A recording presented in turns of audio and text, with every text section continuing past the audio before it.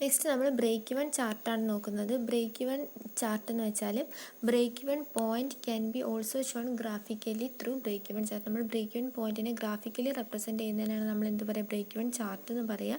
Break even chart is the graphical presentation of break even analysis. Break even അനാലിസിസിൻ്റെ ഒരു graphical പ്രസൻറ്റേഷനെയാണ് നമ്മൾ എന്ത് പറയുക, ബ്രേക്ക് ഇവൻ ചാർട്ട് എന്ന് പറയുന്നത്. It is used for studying cost volume profit relationship. കോസ്റ്റും volume പ്രോഫിറ്റും തമ്മിലുള്ള റിലേഷൻഷിപ്പിനെ കുറിച്ച് സ്റ്റഡി നടത്താൻ വേണ്ടിയിട്ടാണ് നമ്മൾ എന്ത് യൂസ് ചെയ്യുന്നത്, ബ്രേക്ക് ഇവൻ ചാർട്ട് യൂസ് ചെയ്യുന്നത്. It indicates BP and also shows the estimated of profit and loss at different level of production. നമുക്കിതിൽ എന്താണ് BPയും കാണാൻ പറ്റും, അതേപോലെ ഓരോ ലെവൽ ഓഫ് പ്രൊഡക്ഷനിലെ പ്രോഫിറ്റ് എത്രയാണ് ലോസ് എത്രയാണ് നമുക്ക് തിരിച്ചറിയാനും പറ്റും. BP is the point at which total sales line cut the total cost line. BP point എന്ന് വെച്ചാൽ total sales line total cost ലൈനെ കട്ട് ചെയ്യുന്ന പോയിന്റിനെയാണ് നമ്മൾ എന്ത് പറയുക, BP എന്ന് പറയുന്നത്. അത് BP പോയിന്റ് എന്ന് പറയുന്നത്. അപ്പോൾ നമുക്ക് ഇങ്ങനെയാണ് വരിക. അപ്പോൾ എന്താണ് വരിക, ടോട്ടൽ സെയിൽസിൻ്റെ ലൈനും ടോട്ടൽ കോസ്റ്റിൻ്റെ ലൈനും കണ്ടോ, നമുക്കത് ഈക്വലായിട്ട് നമുക്കത് ഇൻ്റർസെക്റ്റ് ചെയ്യും. അപ്പോൾ ഇങ്ങനെ ഇൻ്റർസെക്റ്റ് ചെയ്യുന്ന ഈ പോയിന്റ് ഇല്ലേ, അത് ഇൻ്റർസെക്റ്റ് ചെയ്യുന്ന ഈ പോയിന്റിനെയാണ് നമ്മൾ എന്ത് പറയുക, BP പോയിന്റ് എന്ന് പറയാം കേട്ടോ. BP പോയിന്റ് എന്ന് പറയുക ഈ പോയിന്റിനെയാണ്, ഈ ഇൻ്റർസെക്റ്റ് ചെയ്യുന്ന ഈ പോയിന്റിൻ്റെ സെയിൽസും കോസ്റ്റും ഇൻ്റർസെക്റ്റ് ചെയ്യുന്ന ഈ പോയിന്റിനെയാണ് നമ്മൾ BP പോയിന്റ് എന്ന് പറയുക. ഇനി മുകളിലേക്ക് നമുക്ക് എന്തായിരിക്കും, പ്രോഫിറ്റ് ആയിരിക്കും. ഇങ്ങനെ താഴത്തേക്ക് പോയാൽ നമുക്ക് എന്തായിരിക്കും, ലോസ് ആയിരിക്കും. അപ്പോൾ ഇതാണ് ഇതിൻ്റെ ഗ്രാഫിക്കൽ റെപ്രസെൻറ്റേഷനായിട്ട് നമ്മൾ പറയുന്നത് കേട്ടോ.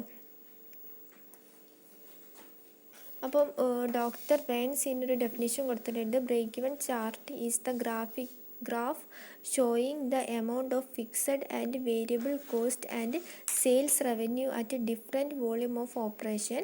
It shows at what volume the firm first covers all cost with revenue of break even. അപ്പോൾ ഇതിന് ഇയാളൊരു ഡെഫിനിഷൻ കൊടുത്തതാണ്.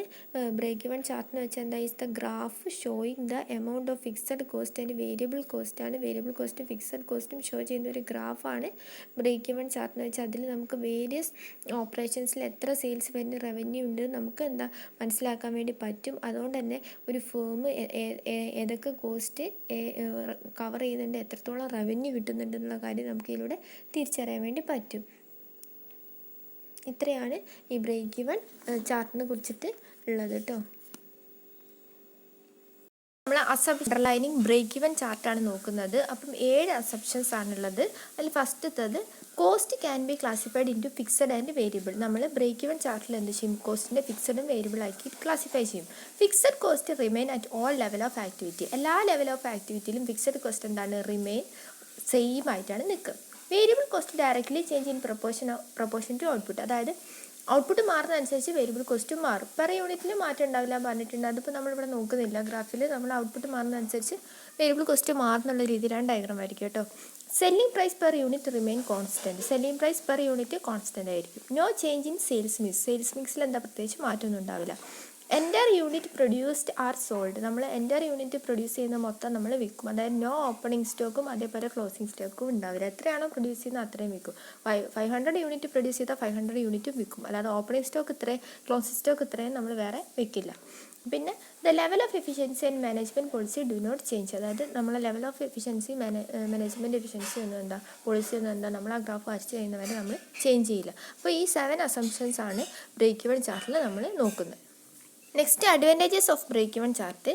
അതിൽ 8 അഡ്വാൻറ്റേജസ് ആണ് മെയിനായിട്ടുള്ളത്. ഫസ്റ്റത്തെ, it is use to study the cost volume profit relation.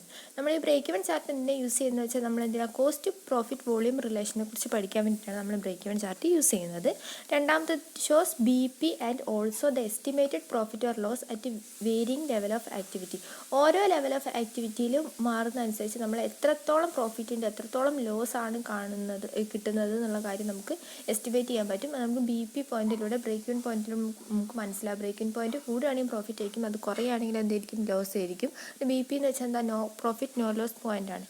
പിന്നെ മൂന്നാമത്തെ പറയുന്നത്, it presents the information in easy understandable manner. അതായത് നമുക്ക് പെട്ടെന്ന് മനസ്സിലാക്കാൻ പറ്റുന്ന രീതിയിലാണ് എന്താണ് ഇതിൽ ഇൻഫർമേഷൻസ് പ്രസൻറ്റ് ചെയ്തിട്ടുള്ളത്.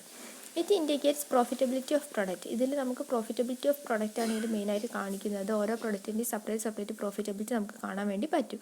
It shows the figures of optimum output. ഏതാണ് നമുക്ക് ഒപ്റ്റിമം എന്ന് വെച്ചാൽ മാക്സിമം എന്നുള്ള മീനിങ് ആട്ടോ. അതായത് ഒട്ടും വേസ്റ്റ് അല്ലാതെ മാക്സിമം ഔട്ട്പുട്ട് തരുന്ന ഫിഗേഴ്സ് ഏതൊക്കെ ഇതിലാണ് നമുക്ക് മാക്സിമം ഔട്ട്പുട്ട് കിട്ടുന്നത് എന്നുള്ള കാര്യം നമുക്ക് മനസ്സിലാക്കാൻ പറ്റും. It serves as a tool of cost control. ഇത് കോസ്റ്റ് കൺട്രോൾ ചെയ്യാൻ വേണ്ടിയിട്ട് ഒരു എഫിഷ്യൻറ്റ് ടൂളായിട്ട് നമ്മൾ യൂസ് ചെയ്യുന്നുണ്ട്.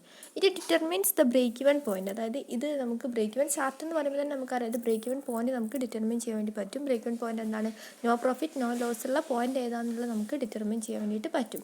ടോട്ടൽ സെയിൽസും അതുപോലെ ടോട്ടൽ കോസ്റ്റും ടോട്ടൽ സെയിൽസും ഈക്വൽ ആവുന്ന എവിടെ നിന്നാണ് ഇൻ്റർസെക്റ്റ് ചെയ്യുന്നത്, ഏത് പോയിന്റിൽ വെച്ചിട്ടാണ് കോസ്റ്റ് ലൈനും സെയിൽസ് ലൈനും ഇൻ്റർസെക്റ്റ് ചെയ്യുന്നതെന്നൊക്കെ നമുക്കിതിലൂടെ കാണാൻ വേണ്ടിയിട്ട് പറ്റും.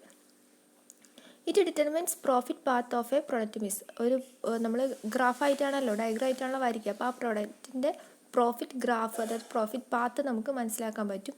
അതിങ്ങനെ പ്രോഫിറ്റ് ഇങ്ങനെ കൂടിക്കൂടി വരുന്നത് അതുപോലെ കുറഞ്ഞ് വരുന്നതൊക്കെ നമുക്ക് ഇതിലൂടെ മനസ്സിലാക്കാൻ വേണ്ടി പറ്റും. ഇതാണ് ഈ 8 അഡ്വാൻറ്റേജസ് ആണ് ബ്രേക്ക് ഇവൻ ചാർട്ടിൽ മെയിനായിട്ട് പറയുന്നത്.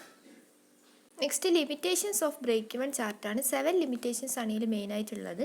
ഫസ്റ്റത്തെ limitation, the assumption that fixed cost remain constant will not hold good in long run. അതായത് എന്താണ് ഫിക്സഡ് കോസ്റ്റ് കോൺസ്റ്റൻ്റ് ആയിട്ട് ഉള്ളത് നമുക്ക് എന്താ ലോങ് റണ്ണിൽ അത് ചിലപ്പോൾ എന്താണ് നന്നാവില്ല. കാരണം കുറച്ച് കഴിയുമ്പോൾ ചിലപ്പോൾ അതിൽ എന്തെങ്കിലും മാറ്റം സംഭവിക്കുന്നതാണ് പറയുന്നത്.